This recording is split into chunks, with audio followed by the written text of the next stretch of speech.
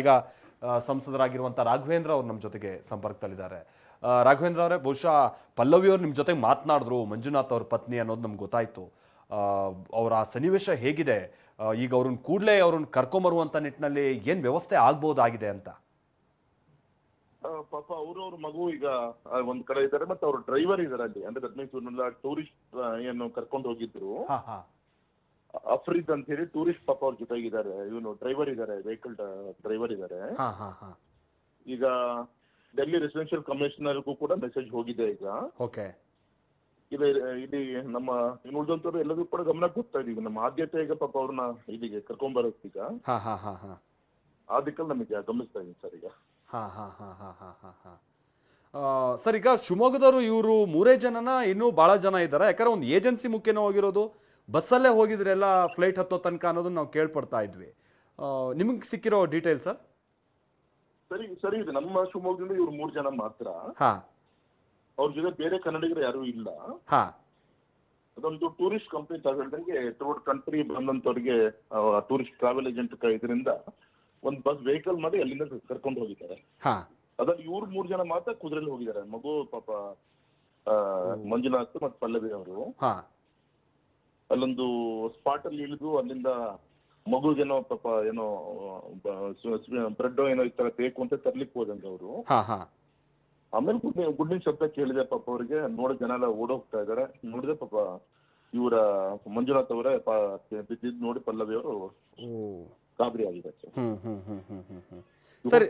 ಈ ಸಾಗರದಿಂದ ಯಾರ್ದಾರು ಫ್ಯಾಮಿಲಿ ಹೋಗಿದ್ಯಾ ಸರ್? ಸಾಗರದಿಂದನೂ ಹೋಗಿದ್ದಾರೆ ಅಂತ ಹೇಳಿದ್ರು ಕೆಲವರು. ನನಗೂ ಮಾತ್ರ ಗೊತ್ತಿದೆ ಈಗ. ಓಕೆ, ಚೆಕ್ ಮಾಡ್ತೀನಿ ಫೋನ್ ನಾನು. Please sir. ಯಾಕಂದ್ರೆ ಸಾಗರದೊಂದು ಫ್ಯಾಮಿಲಿ ಇದೆ ಅಂತ ನಾವು ಕೇಳ್ಪಟ್ವಿ. ನಿಮ್ ಕಡೆಯಿಂದ ಮಾಹಿತಿ ನಿಮ್ಗೆ ಬಹಳ ಕ್ವಿಕ್ ಆಗಿ ಸಿಗ್ಬೋದು ಸರ್. ಆ ಕಾರಣಕ್ಕಾಗಿ thank you sir. Thank you Raghavendra ಅವರೇ, ಟಿವಿ ನನ್ನ ಜೊತೆ ಮಾತನಾಡಿದ್ಕೆ. ಪಲ್ಲವಿ ಅವ್ರು ಮಾತನಾಡ್ತಾ ಇರೋದನ್ನ ನೀವು ಕೇಳಿಸ್ಕೊಂತ ಇದ್ರಿ. ಆ ಸನ್ನಿವೇಶದ ಭಯಾನಕತೆಯನ್ನು ಅವ್ರು ವಿವರಿಸ್ತಾ ಇದ್ರು. ಬನ್ನಿ ಕೇಳೋಣ. ನನ್ ಗಂಡನ್ ಡ್ರೀಮ್ ಇತ್ತು ಕಾಶ್ಮೀರಿಗೆ ಹೋಗೋದು.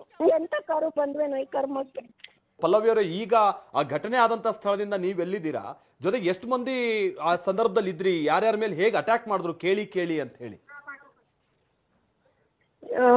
ಸರ್, ಆಲ್ಮೋಸ್ಟ್ ಅಲ್ಲೊಂದು 500 ಜನ ಅಂತೂ ಇದ್ವಿ. ತುಂಬಾ ಟೂರಿಸ್ಟ್ ಇದೆ, ಟೂರಿಸಂ ಪ್ಲೇಸ್ ಅಲ್ಲ, ಟೂರಿಸ್ಟ್ ಇದು ತುಂಬಾ ಜನ ಇದ್ವಿ.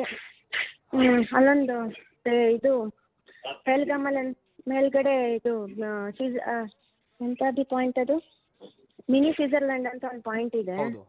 ಅಲ್ಲಿ ಹೋದ್ವಿ ಸರ್. ಜಸ್ಟ್ ಹೋಗಿ ಕುದುರೆಯಲ್ಲಿ ಜಸ್ಟ್ ಇಳಿದು ಒಂದು 10 ಮಿನಿಟ್ಸು ಆಗಿರ್ಲಿಲ್ಲ.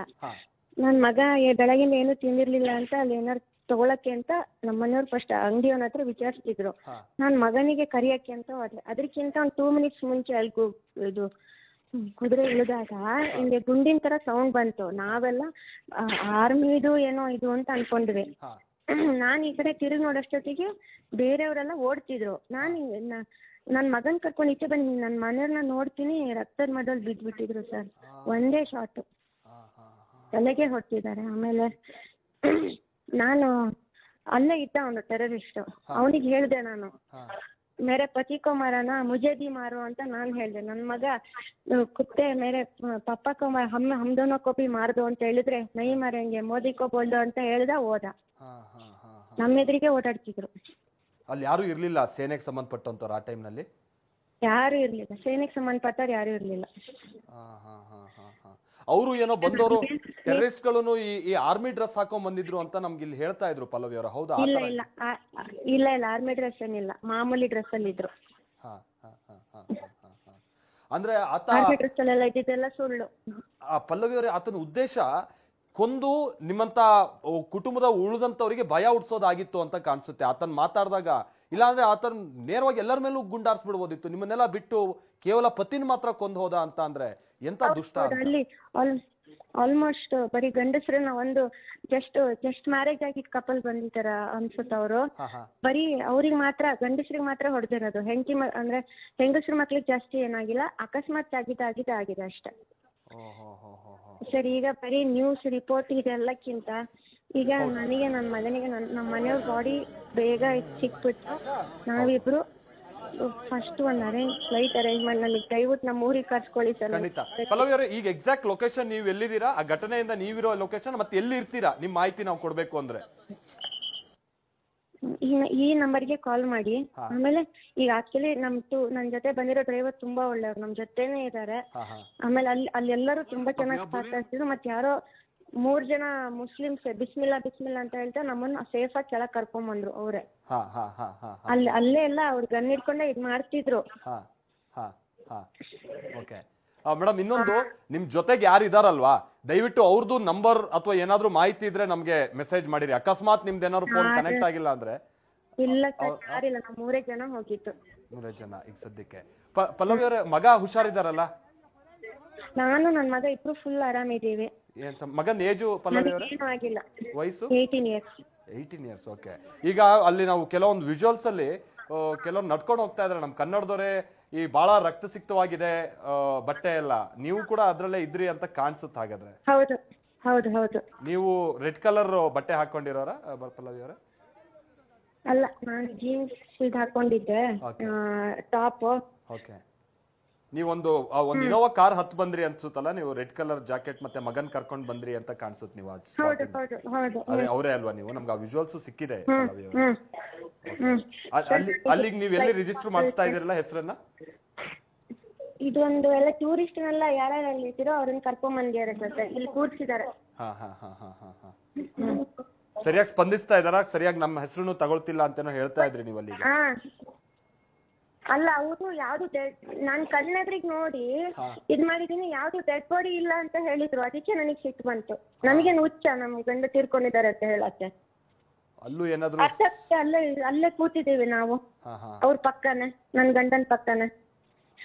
ಸರಿ, ಇವಾಗ ಅದೆಲ್ಲ ಸರಿ, ಬೇಗ ಹೆಂಗಾರು ಡೆಡ್ ಬಾಡಿ ಸಿಕ್ಕಿ ನನ್ ಗಂಡಂದು, ನಾನು ನನ್ ಮಗ ಬಾಡಿ ಎಲ್ಲ ಒಟ್ಟಿಗೆ ನಾವು ಫಸ್ಟ್ ಶಿವಮೊಗ್ಗಕ್ಕೆ ಬರ್ಬೇಕು. ಗೊತ್ತಾಯ್ತು. ಹೌದು, ಖಂಡಿತ ಮೇಡಮ್. ಯಾಕಂತಂದ್ರೆ ನಮಗೂ ಇಲ್ಲಿ ಸ್ಟೇಟ್ ಗವರ್ಮೆಂಟ್ ಇಂದ ಸ್ವಲ್ಪ ಕನ್ಫ್ಯೂಷನ್ಸ್ ಇತ್ತು, ನಮ್ಮವ್ರು ಯಾರಾದ್ರೂ ಇದಾರಾ ಏನು ಅಂತ. ಬಟ್ ಈಗ ಕ್ಲಿಯರ್ ಆಗಿದೆ, ನೀವೇ ಮಾಹಿತಿ ಕೊಟ್ಟಿರೋದ್ರಿಂದಾಗಿ. ಇದಾರೆ, ಕರ್ನಾಟಕದವ್ರು ಇದ್ರು ತುಂಬಾ ಜನ, ಅಂದ್ರೆ ಕನ್ನಡ ಮಾತಾಡೋರು ಇದ್ರು. ಯಾರಿಗೆ ಏನಾಗಿದೆ ಗೊತ್ತಿಲ್ಲ. ನನಗಂತೂ ದೊಡ್ಡ ನನ್ ಕರ್ಮ, ನನ್ ಗಂಡ 3 ಮಂತ್ ಇಲ್ಲಿ ಬಂದಿದ್ದು, ಯಾವ ತರ ಬಂದು ಅನ್ಸ್ತಾ ಇದೆ. ದುರಾದೃಷ್ಟ ಪಲ್ಲವಿ ಅವರೇ, ಈ ರೀತಿಯಾಗಿ ಅಟ್ಯಾಕ್ ಆಗುತ್ತೆ ಅಂತ ಯಾರಿಗೆ ಯೋಚನೆ ಇರುತ್ತೆ? ಬಟ್ ನೀವೆಲ್ಲ ಏಜೆನ್ಸಿ ಮುಖೇನ ಹೋಗಿದ್ದು ಅಥವಾ ನೀವೇ ಬುಕ್ ಮಾಡ್ಕೊಂಡು ಹೋಗಿದ್ದ? ಇಲ್ಲ ಏಜೆನ್ಸಿ ಅಂದ್ರೆ ಅದೆಲ್ಲ ತುಂಬಾ ಚೆನ್ನಾಗಿದೆ. ಡ್ರೈವರ್ ಇಲ್ಲೇ ಇದಾರೆ ಪಾಪ, ಅದೆಲ್ಲ ತುಂಬಾ ಚೆನ್ನಾಗಿದೆ. ಅಂದ್ರೆ ಅದೇ ಏಜೆನ್ಸಿ ನಮಗೆ ಮೇಲಲ್ಲಿ ಸ್ಟ್ರಕ್ ಆಗಿದ್ವಲ್ಲ, ಯಾರೋ ಒಂದು 3 ಜನ ನಮ್ಮ ಅಣ್ಣಂದ್ರು ಅಂತಾನೆ ಹೇಳ್ತೀನಿ, ಅವರು ಬಿಸ್ಮಿಲ್ಲಾ ಅಂತ ಹೇಳಿ ತುಂಬಾ ಕಷ್ಟ ದಾರಿ ನಡ್ಕೊಂಡ್ ಬರಕ್ಕೆ. ನನ್ ಮಗನ್ ಒಬ್ರು ಹೊತ್ಕೊಂಡಿದ್ರು, ನಾನು ಆಮೇಲೆ ನನ್ನನ್ನೊಬ್ರು ಅಂದ್ರೆ ಗಟ್ಟಿ ಇದ್ ಮಾಡ್ಕೊಂಡು ಕರ್ಕೊಂಡ್ ಬಂದ್ರು ಕೆಳಗ್ ಸೇಫ್ ಆಗಿ. ಅಂದ್ರೆ ನಿಮ್ ಜೊತೆಗೆ ಆ ಗುಂಪಲ್ಲಿ ಉಳಿದವರು ಕನ್ನಡದವ್ರು ಇದ್ರು ಬಹಳ ಜನ? ಹಾಗಾದ್ರೆ 100 ಜನ ಇದ್ರು. ಯಾಕಂದ್ರೆ ನಾವು ಬರತ್ತೀಗ ಮಾತಾಡಕ್ ಕೇಳಿಸ್ತಿತ್ತಲ್ಲ, ಯಾರು ಪರಿಚಯ ಎಲ್ಲ ಇಲ್ಲ. ಕನ್ನಡ ಮಾತಾಡಿದ ತಕ್ಷಣ ಅದೇ ಕರ್ನಾಟಕದವರು ಅಂತ.